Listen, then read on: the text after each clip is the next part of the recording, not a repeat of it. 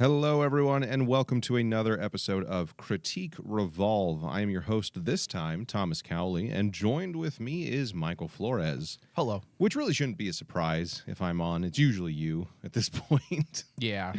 But we're here to talk about the movie Conclave, the 2024 mystery thriller film directed by Edward Berger and written by Peter Straughan, based on a novel from 2016 by Robert Harris by the same name. So this movie starring Ralph Fiennes, Stanley Tucci, John Lithgow, Sergio Castellitto, I hope I got that somewhat right, and Isabella Rossellini. Now, this one has been making the circuits on the Critical Darling spectrum for a couple of months now. It premiered at Telluride back at the end of August, and it's coming out now in the States on this Friday at time of recording, October 25th. And then, weirdly, it's not going to be hitting the UK until a month later at the end of November. Not quite certain why that is. Probably contract stupid reasons, but we'll see. Could also have to do with just rolling out with the intention of making sure you hit those priorities for award season. Maybe. There might be an award element to it and deadlines for that as well, because this thing has been getting a lot of praise. I think it's holding a 96% on Rotten Tomatoes, which admittedly it's Rotten Tomatoes, so what does that mean? Not much. But it's doing quite well from what we've seen and what we've heard from contemporaries and other people in the media circuits. So this movie, I will admit, from the beginning when I saw a trailer for it, it did pique my interest right away. It felt like a smart movie. It felt like something that was taking itself seriously. And these days, it's very nice to see something that isn't either A, a superhero, or B, a IP rehash taken over and dressed up as something completely new and just not what you expected at all. It's nice to see either a original, or at least in this respect, it's an adaptation, but it's an adaptation of a original novel. Right. And that, to me, at least as far as movies go, is still pretty original. Yeah. Well, that's how the movie industry started. Right. It's been like that since its inception. Adaptations were the golden age bread and butter. Yeah. I mean, you already have it right there. Why wouldn't you adapt the greatest stories that we've ever had as the human race? So, yeah. And plus, you have, Fiennes and Tucci and Lithgow. What a powerhouse strong cast. Really it's strong. hard not to get excited. If you're into film and you're into acting, like you're into watching those types of just powerful portrayals and or performances, it's hard not to get wrapped up in seeing Lithgow and Fiennes on the same poster, their name. Well, Fiennes and Tucci alone, I was like, all right, I'm in. Yeah. Like, this isn't gonna be bad if you have both of them, or it's very slim chance, I think, that it would be a straight up bad movie with them behind the wheel. And I will say, not to take us too far into the weeds too quickly, to see Fiennes play a character that's just a good, benevolent type of person that's in a film that is vying for Oscar attention. It's nice to see an actor play a good person.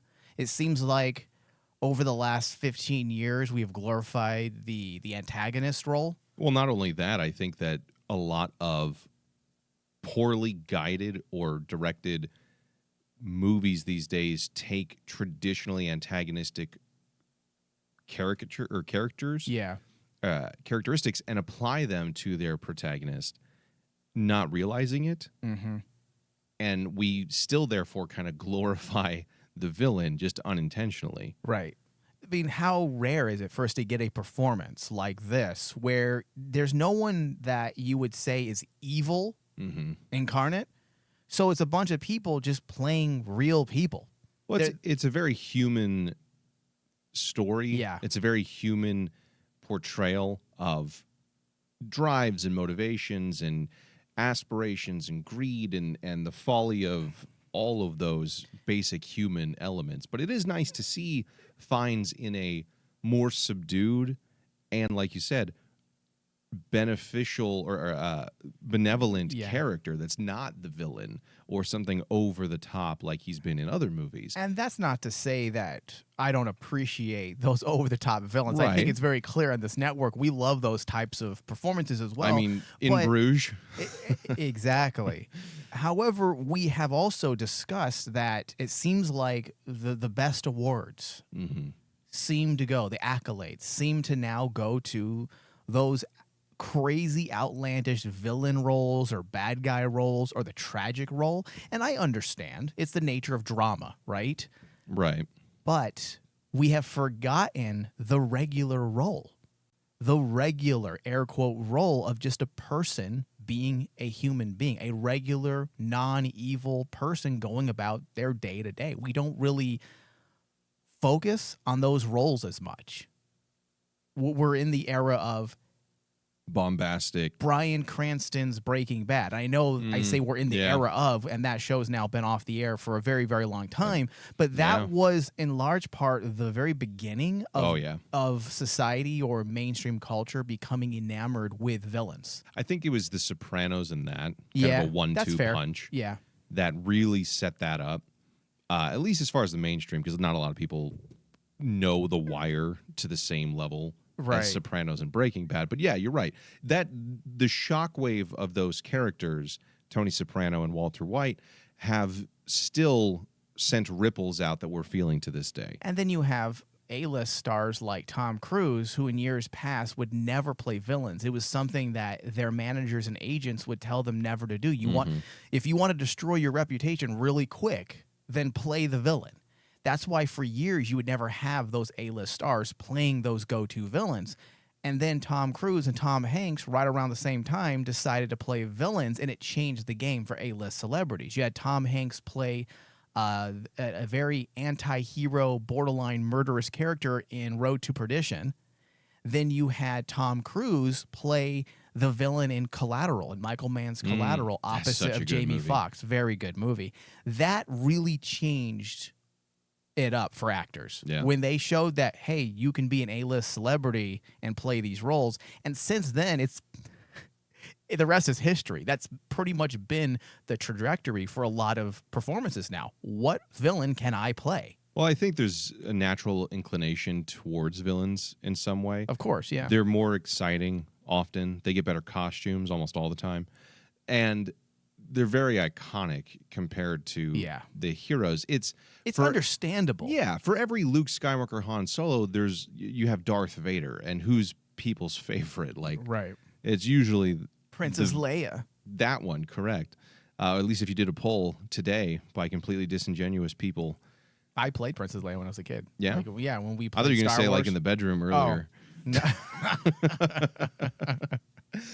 So this movie does bring, I think, a refreshing breath of fresh air to people who love film. Yeah. And to sound like a pretentious, it's all right. Person, it does bring something that's a little bit different. I have not been, I will say, completely enthralled or immersed in what is truthfully a very simple story in quite some time. It is a very simple story. It's a simple story, and it kept my attention the entire way through. And for someone who's not, I don't have anything against it, but I'm not particularly religious, the fact that the election of a new pope in Rome and all the cardinals are the entire cast, along with some nuns, that sounds like, hey, would you like some saltines, extra salt?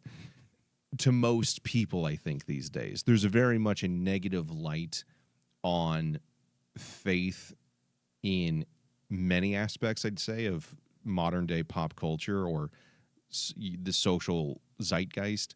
And to have a piece of entertainment that is based solely on that seems, from the onset, like a mistake. But I think what the good thing they do with this is that it brings a very... It goes beyond just the religious element. It goes beyond a lot of things to induce kind of a parallel to American politics, using the Vatican, using the election of a pope as a stand-in for a lot of contemporary issues, both in Washington, D.C., that we're seeing back when the novel came out and to this day, but also it's a very human story, so it doesn't need the religious element for it to work. That is, in many ways, set dressing, a foundation in which we have this enclosed space to watch this story play out in a way that makes logical sense. Yeah, that's bottom line. That's why the film works. Yeah. It's just to speak on your comment a moment ago about the religious aspect. This isn't a religious movie. That's why it works. It's a political thriller. More than anything. And also, most people, whether you're religious or not, it seems like a lot of people find intrigue in Catholicism, like the inner workings of the Catholic Church and Vatican. Because it's so unique. It is. It's got its own country, it's got its own laws and leaders, and it's very ornate in a lot of ways. There's a lot of secrecy and history to it that is lasted the test of time compared to some other religions that are less flashy in many respects. Yeah. And I to sound like I'm not saying this in a way of which trying to downplay or anything. Frankly, I think Christianity has an exceptional lore, like behind it has a lot of interesting characters and enemy and monsters and cool elements. Yeah, mythology. The mythology really does have a lot of fertile ground for ideas and captures people's attention. Yeah. And also another reason why this film manages to skirt some of those, I guess you could say, contemporary theological issues pertaining to faith is how it brings that aspect of questioning faith into the film itself. You know what this reminded me of for a while throughout the movie? Doubt with Philip Seymour Hoffman. Oh, yeah. That movie, not in the same, obviously, context, but the general vibe and the aspect of a human drama surrounded in this certain religious context, that being just more of a set dressing. But the strong actors of Philip Seymour Hoffman, Meryl Streep, Viola Davis, like there's a lot there that felt very similar, where it's a human story and there's not a lot visually going on, but I'm very involved and enraptured by the characters and how things play out and their decisions and what happens to them scene to scene. So it reminded me quite a lot of that. And I think the screenplay adapted by Peter Straughan does present a weirdly interesting look at the Vatican's slow-moving bureaucracy and how much pomp and circumstance there really is, and tradition and rules and things like that would, again, seem like a dry saltine to the palate of many audience members today. That's also the part of the allegory of the movie itself, because the idea it works on several levels. Yeah, because you're emphasizing a traditionally conservative institution that's at odds with potential progress. That's literally the United States. In a lot of ways, yeah. A conservative institution, which is how it started, and it's struggling with the modes of progress that it's been going through. In fact, in large part, you can look at this movie as a way that plots the trajectory of American progress in the United States. And the current struggle that we're in currently is because the progress is moving so fast that certain figures within these institutions are having problems grappling with the quick changes. That's the thing that's hard for some people to understand, is that they feel like progress is far too slow for their liking. Progress is way fucking fast. Not realizing the history of progress, not only in this country, but in the world, is very, very slow. To have substantial change within 10 years is unheard of. And we're seeing a lot of that in a lot of different respects. And it's more aggressive now than it had been, thanks to the advent of the internet and social media. The noise, the voices are far louder. And regardless of your opinion on the matter, there are people who it's too much or it clashes with their beliefs too quickly. You know, the frog in the pot metaphor of you slowly turn it up, you don't realize the change. But if you do it drastically, it's the frog leaps out of the pot, and that's the same kind of thing we're seeing in American politics, and it's the very same thing. That's what I do with my weight. Yeah. and just slowly gain weight, and then suddenly it's like, oh goddamn. Yeah. Before you know it, you're fat as hell. So it's really well done, the parallels between modern day American political social issues and this story.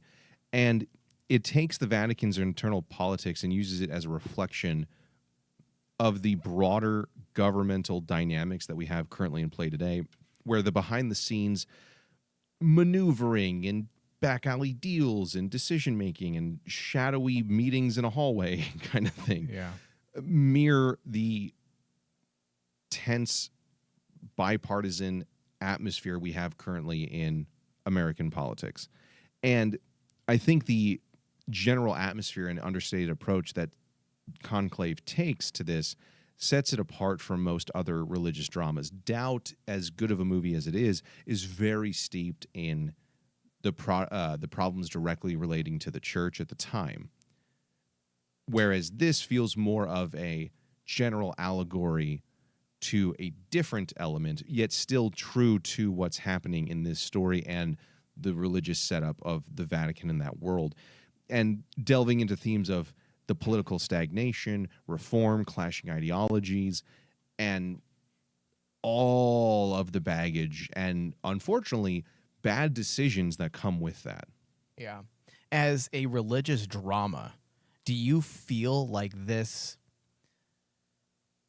Because it's more, as we had said, it's much more than just a religious drama. It's a political thriller in many ways. In fact, that's probably what I'd categorize it mostly. However, looking at this through the religious lens, because no doubt there are going to be Catholics that go and watch this film. Oh, absolutely. Do you feel like this movie is more of a reconciliation for Catholicism?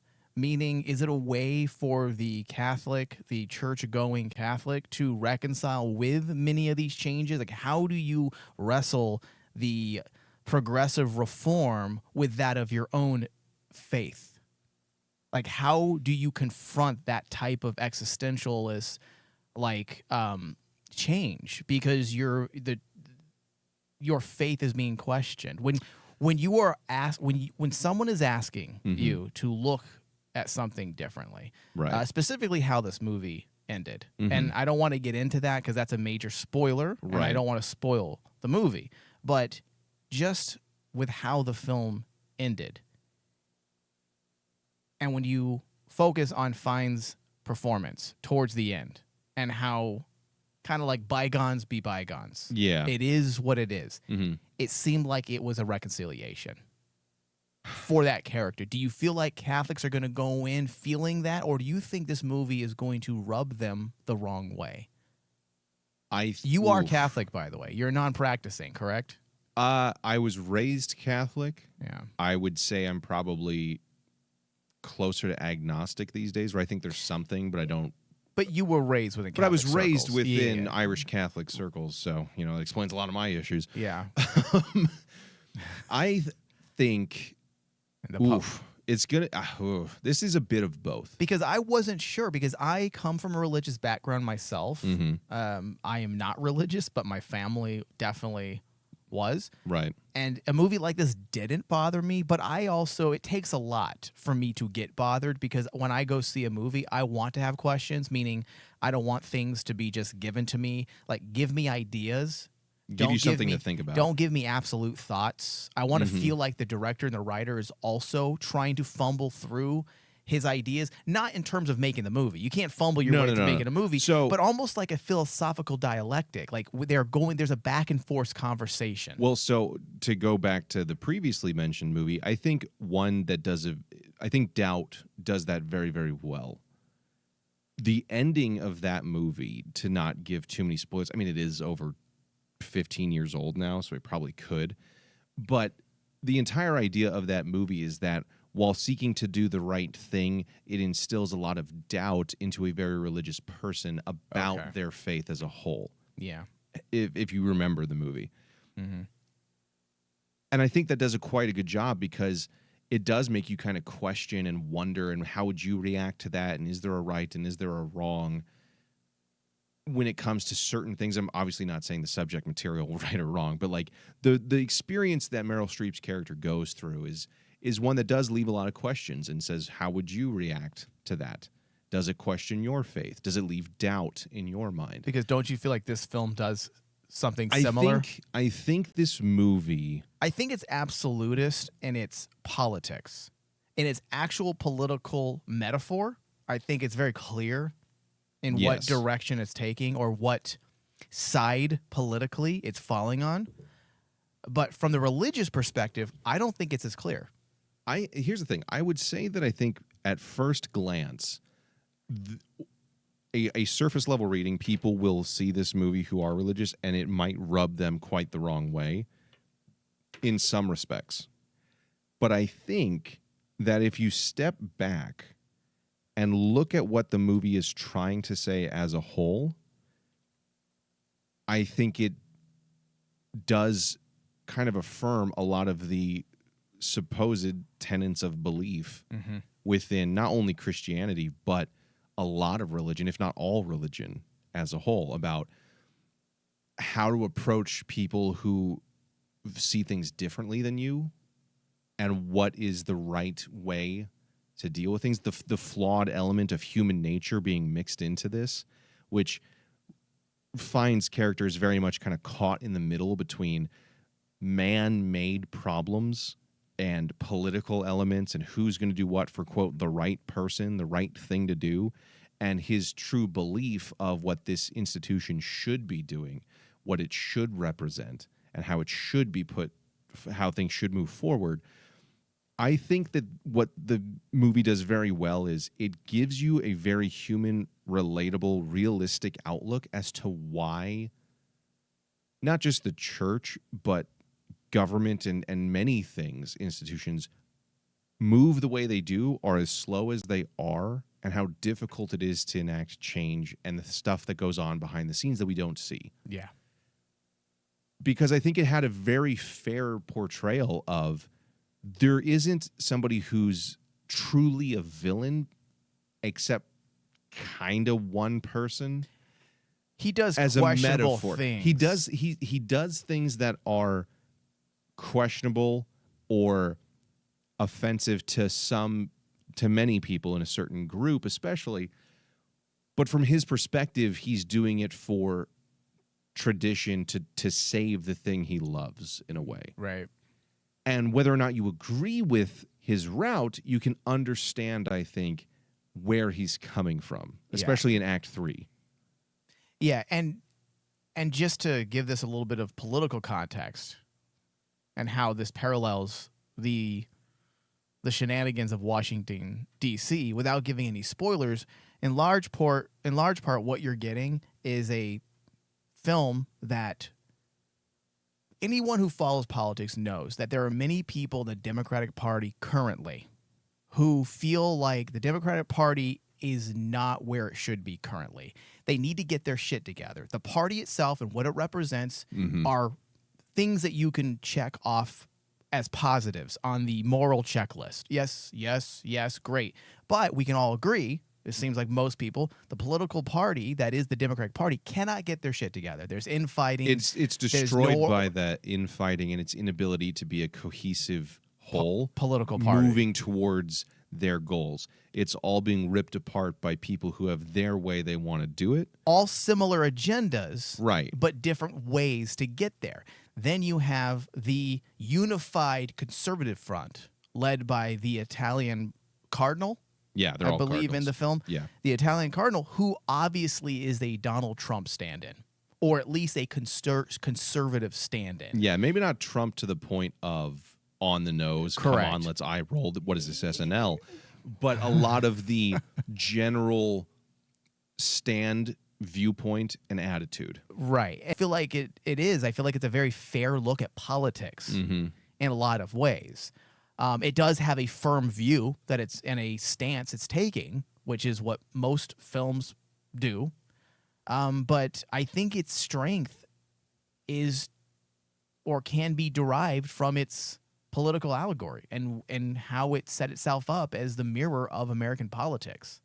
Well, I think it does a very good job of, regardless of your viewpoint, it doesn't debase, make fun of, spit in the face of any of the beliefs or the people involved. It lays out the facts. It lays out the problems. It lays out the issues, the circumstances that lead to the situations, political infighting. Yeah. And again, even the people that you are like, quote, the villains, it's not even villains, it's antagonists or obstacles. Yeah. You can see where they're coming from and why they're doing things. No one, there's a line, without getting into too much spoiler territory. There's a point in which Ralph Fiennes confronts another character, and he talks about how he's done something wrong, but he knows he's a good man. Mm-hmm. And I think that ideology, that concept, is very much the through line of this movie. That people are flawed. People are flawed. It does not make them evil, does not make them bad. It just makes them flawed. And that, to me, was such a refreshing idea to put in a movie, rather than demonizing entire swaths of people, which is like the go-to nowadays in nearly every film. Cartoonish, like twisting mustache level. It really is. Yeah. And the thing is, too, I mean, we can kind of expect some of that from the director, Edward Berger. His work in 2022's All Quiet on the Western Front, big winner at the Oscars, big name movie, very well done. It also has a very similar outlook of World War I had no heroes and villains, it just had people. And it did a very, very good job of portraying that. And I think this, in a different way, has the same concept working for it. There's obviously the mystery, and he does a great job building tension. There's a lot of great cinematography throughout this movie. But the fact that he's very even-handed with showing people, not parties, or people not aggrandizing statements and belittling the audience. Yeah.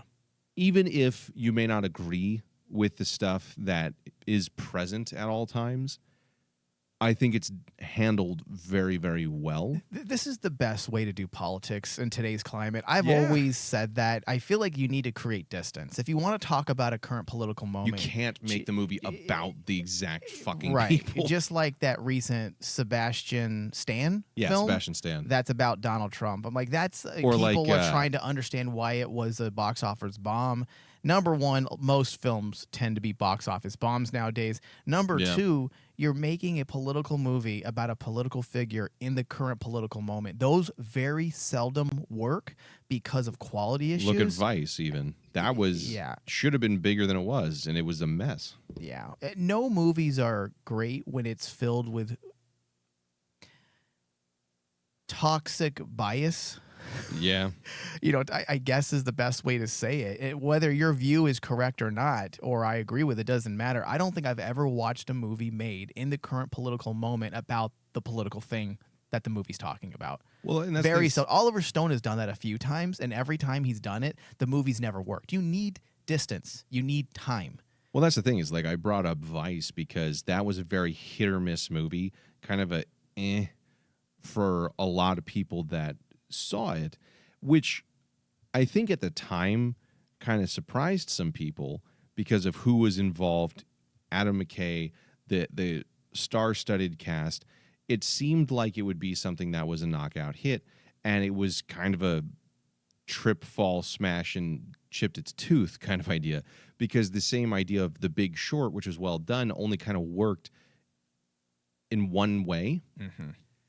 And politics are a lot thornier, whereas something like Frost versus Nixon in 2008 was a very well-made movie, but that was 30 plus years after the events, where you have more of a objective truth comes out element to it, rather than hot-blooded, I want to say something right now about the situation. It's the reason why when you do research of any type, you are supposed to mix up primary with secondary, because primary sources, I know some people swear by them, but for me personally, primary sources, people who are a part of the event itself, reporting on that event at the time of the event, there's bias there. Mm-hmm. There's just bias. I'm not just talking political. I'm talking about personal bias.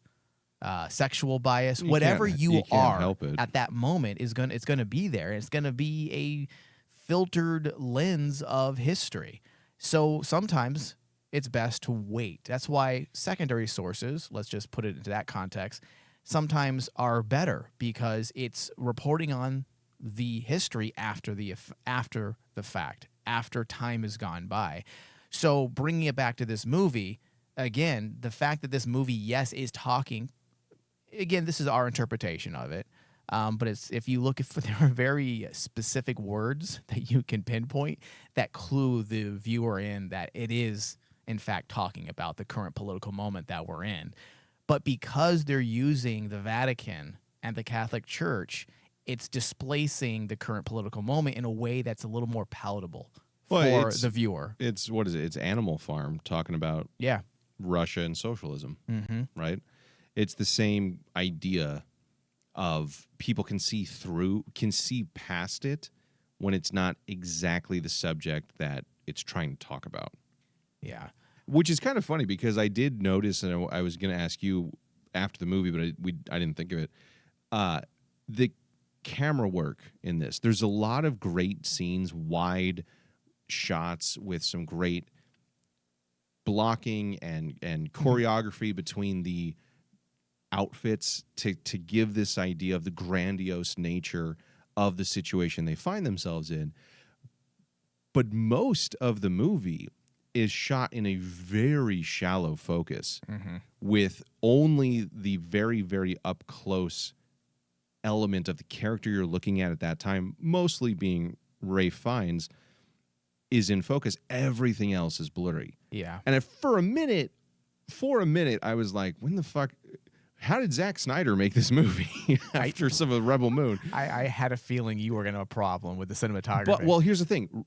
Initially, at least. At first, I was like, a little like, there's a lot of that. But I'm like, this is obviously a choice, deliberate choice. And it does kind of allude to the idea of it's murky. You can't see exactly who's good, who's bad, who's behind certain decisions. It serves the narrative. And it's not in a way, whether through the motion or the technique, that is nauseating. Whereas Snyder's Rebel Moon, especially part 2, is like he broke the fucking anamorphic lens and it's got this crazy vignette on the side and it looks like a fisheye. And it's completely unnecessary. And it's just for stylistic approach. This here I find really much, much better because it does serve the story on a much more subtextual level. Yes. And I liked that. Yeah, it's in large part some of those shots you're talking about, specifically the close-ups, they're during moments of, I guess you could contemplation. Say meditative moments, yes, contemplative, introspective, when you have our key character played by Fiennes who's kind of going through things, trying to figure things out. There is an investigative moment, or I should say an investigative component to the film. I liked it. I liked that quite a lot. I did too. And it's like just enough to work, but I could have used more as well. Because so I wasn't alone in that. No. Yeah. Because I do like those investigative type movies, things like Spotlight or well, frankly, Zodiac's like that, but it's also a murder thriller. Yeah. But I love that fucking movie. But there's a lot of that in here that's like just enough. There's a lot of it. It's just enough, but I feel like it could have gone more, but you're right. It may have detracted from, it never loses sight of the main plot of what it's trying to do. Yeah. With this sub-genre kind of built into the narrative. Whereas other things that we've seen have done the opposite, and it kind of loses sight of what it's there to say because it gets caught up in the aesthetic or the trappings of a genre that it doesn't fully understand. It also does a great job with the framing and the camera work, the blocking. It does a really good job insulating the viewer to make it feel like we're in the conclave. It's immersive. We don't see a lot of the background. And I think that's the purposely camera choice done. is done. It's like, listen, the conclave, the cardinals are isolated from the outside world. So what we're going to do creatively is we're going to create this mise en scène that's confining, that blocks the viewer from seeing a lot of things in the background. And what I like about that, like the camera work and the set design and the production design, all of it really does fill or seek to enhance that general immersive vibe. It keeps us engaged with the mystery. It keeps us engaged with the drama. It keeps our attention, like the characters, to what's happening right now. What's happening here. There's only this. They're sequestered. And in a way, we are too for these 2 hours and like 12-minute screen time. I thought that was very well done, and I thought it served the story quite well. One thing I do want to say as well, the sound design of this movie was on point. Like, holy shit. There is so much thought and detail to every little element that not a single thing that you hear in this, and I'm geeking out on this, I fully admit, not a single thing you hear is accidental. No. It's all deliberate. And that may sound a little bit weird, but it helps not only put you in the world very, very well, but certain sounds at certain moments highlight some of the subtext of what else is going on and acts as a audio cue for things that are relevant or prevalent at that exact time. I think a great example to me was a certain character using the coffee maker when being questioned. Yeah. That's totally deliberate. Some people might laugh because there are well-placed moments of levity throughout this without it being Joss Whedon-esque superhero shit. But the little details like that really do speak volumes to someone who's paying attention to everything that's happening on screen and what they can hear as well. And a lot of movies miss that opportunity these days. Yeah. It felt a lot like a trait or a go-to for Robert Altman, the director that he's old school, iconic director that did McCabe and Miss Miller, one of my favorite films. He did this thing with sound as well, where he purposely took dialogue and he used it as a symbol, essentially, in his films. And oftentimes he just overlapped sound. And in the 60s, when he first started doing that, it disrupted the viewing process for a lot of people because they weren't used to that type of overlapping sound. Mm-hmm. But he always referred to it as the messiness of real life, I believe, is how he framed that idea, that thought, that strategy in his filmmaking. And in large part, this is exactly what this director does. I think a lot of it is, to me, it felt like a vibe of, can you trust what you hear and what's being said beyond what you hear? Like the sound element, again, I come back to the coffee scene. There's what he's saying, this character who's turning on the coffee in a defensive way, and the machine turns on and it's quite loud, and it's overlapping with his dialogue. Kind of, to me, symbolizing what he's saying may be partly true, but the message is garbled. There is something you're missing over the noise of what he's saying. Yeah. There's a lot of subtext elements to that scene in particular, but also I think the movie overall. There's that moment where there's a silent moment where they look out the window. You don't see it, but you can hear the birds and the nature, and it's peaceful after a previous event That was violent. that was not. Yeah. And that's when decisions are made in light of all of that, literally in light of that event. Yeah. So it's a lot of kind of reinforcing ideas on a subtle level, I think. Yeah. And that worked for me. So overall, this one's kind of hard to say because I would recommend this movie. I enjoyed my time with it. The story is captivating and immersive. The acting is amazing. The set design, the production design, everything about it is top-notch made. And without getting into spoilers, there is an element that I do think might, like you said earlier, upset some people. And I it's like I don't want to go into it. Well, it goes in line with many of the things that we've talked about on various other shows. Mm-hmm. You have an interesting picture, or let's say series, film, doesn't matter what it is, that walks through the politics cleverly. But then rather than letting your movie end in a very natural way. Yeah. Well, just in case you didn't really get what we were saying, we're going to reiterate it. Right before the movie closes, we're going to punch you directly in the nose. It's like and step on your feet so you bounce right back at us and we can punch you again in the nose like a clown. It really does detract from what I felt like was otherwise a graceful landing, but it's hard for me to necessarily give it a lot of flack for that because, without spoilers, it's straight from the novel. Yeah. So is that a fault of the movie, or is that a fault of the narrative from the original source material? Or is that just one author's,